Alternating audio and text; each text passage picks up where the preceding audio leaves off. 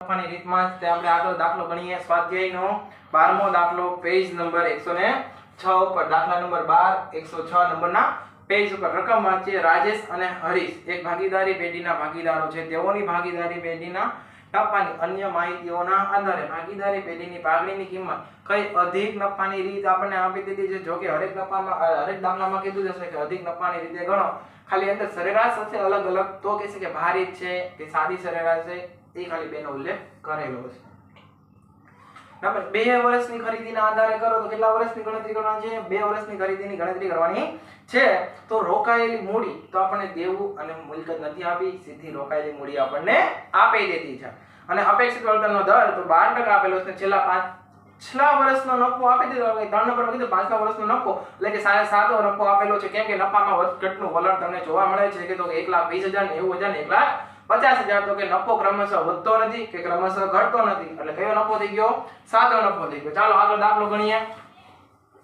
તો રોકાયેલી મૂડી હવે તો બધાને આવડી ગયું, તો સાથે સાથે લખતા જાવ તો પણ કઈ વાંધો નથી. પહેલામાં શું કહે છે? રોકાયેલી મૂડી. રોકાયેલી મૂડી હવે આપણે મેળવવાની નથી, આપણને રકમમાં સીધી આપી દીધી છે કે રોકાયેલી મૂડી કેટલા લાખ છે? 8 લાખ છે. રોકાયેલી મૂડી સીધી આપણને 8 લાખ રકમમાં આપી છે. હવે આગળ જોયું, રોકાયેલી મૂડી આપણને 8 લાખ આપી છે. પછી અપેક્ષિત વળતરનો દર આપ્યો છે. અપેક્ષિત વળતરનો દર કેટલા ટકા છે? 12% છે.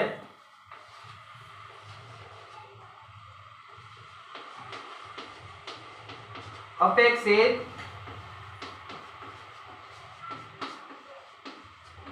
વળતરનો દર કેટલા ટકા છે? 12% આપણને આપી દીધું છે. હવે એની પછી આપણને શું મળે? અપેક્ષિત નફો.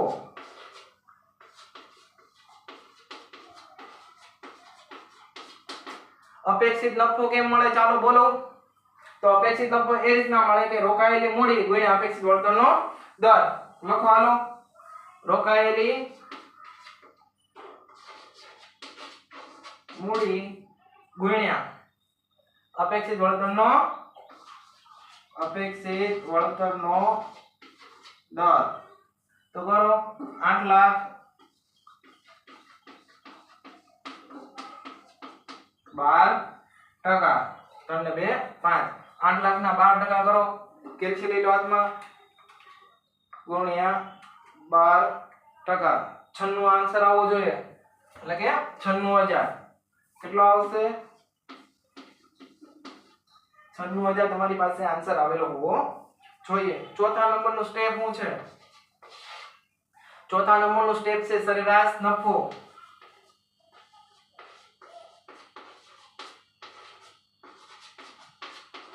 સરેરાશ નફો તમને શું આપ્યું છે? તો કે વર્ષ પછી નફો. વર્ષ અને નફો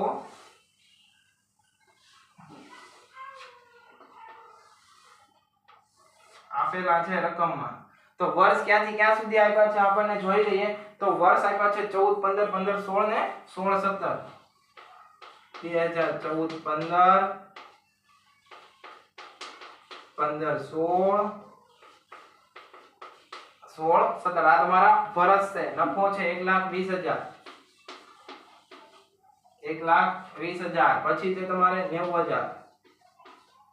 90,000 ને 1,50,000. જો અક્ષર નો શું છે ને તો સાથે સાથે હું બોલતો જાઉં છું. કુલ નફો પણ કયો? તો કે સરેરાશ. બધાનો ટોટલ કરો હાલો. 1,20,000 90,000 1,20,000 વત્તા 90,000 વત્તા 1,50,000 એટલે 3,60,000 આન્સર આવશે. કેટલો આવશે? 3,60,000.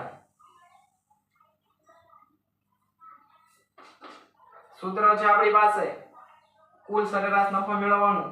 તો કે કુલ વર્ષનો નફો આપેલ વર્ષોનો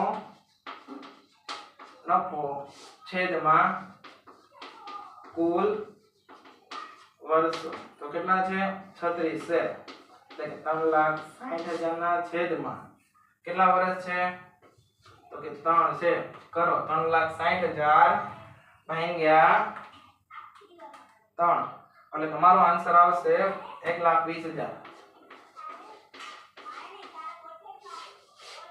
1,20,000 એને અહીંયા બારે કાઢી નાખો 1,20,000 તો પણ ચાલશે સરેરાશ નફો મેળવ્યા પછી તો આપણું સ્ટેપ નંબર 5 શું કહે છે અધિક નફો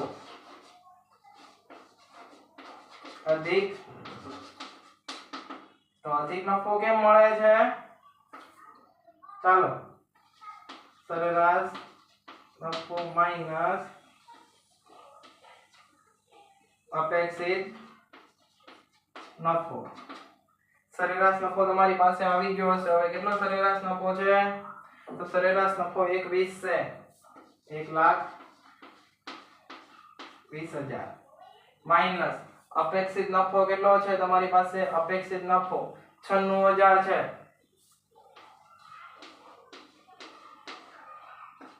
એટલે કે 1,20,000 માંથી 96,000 બાદ કરો ચાલો 1,20 માઈનસ 96,000 એટલે 24,000 આન્સર તમારો આવશે કેટલો આવશે 24,000 આવશે અને 12 લખી નાખો 24,000 હવે તમારું છેલ્લું સ્ટેપ શું છે તો કે પાઘડી છે 6 નંબરનું સ્ટેપ છે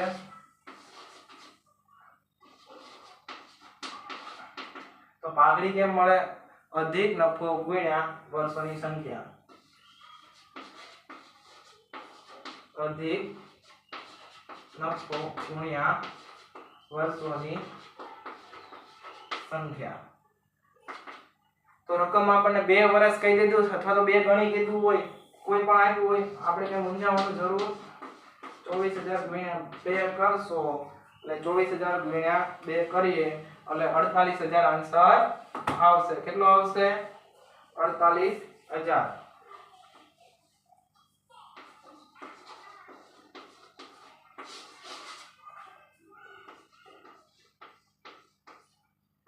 આ તમારી થઈ પાઘડી શું થયું પાઘડી ચાલો ફટાફટ આનું રિવિઝન કરી નાખીએ આખા દાખલાનું તો સૌપ્રથમ આપણને દાખલા નંબર 12 માં શું કીધું હતું તો કે દાખલા નંબર 12 માં રોકાયેલી મૂડી આપણને આપી દીધી છે રોકાયેલી મૂડી સીધી 8 લાખ આપણને આપી હતી એની પછી આપણને અપેક્ષિત વળતરનો દર કેટલા ટકા આવ્યો છે તો અપેક્ષિત વળતરનો દર કેટલા ટકા આપ્યો 12% અપેક્ષિત વળતરનો દર આપ્યો છે એની પછી આપણે 3 નંબરનું સ્ટેપ શું મળે છે અપેક્ષિત વળતરના દરના આધારે અધિક નફો મળે તો અધિક નફો કઈ રીતના મળે છે તો કે રોકાયેલી મૂડી એને ગુણ્યા અપેક્ષિત વળતરનો દર અને છેદમાં 100 મેકવાના હોય છે પરંતુ આપણે ડાયરેક્ટ ટકાની નિશાની દબી દઈએ આપણે 12% આપ્યા ડાયરેક્ટ ટકા મેકી દયો એટલે કે 8 લાખ ગુણ્યા 12% કરશો એટલે શું આવશે 96,000 આવશે કયો 96,000 આવે પછી ચોથા નંબરનું સ્ટેપ છે આપણી પાસે સરેરાશ નફો તો સરેરાશ નફો શું કહે છે વર્ષ આપેલા હોય છે આપણને હવાલામાં અને નફો પણ આપ્યો હોય છે બરાબર તો આપણે કાઈ નહીં જોઈ લેવાનું છે કે કઈ રીતના નફો આવ્યો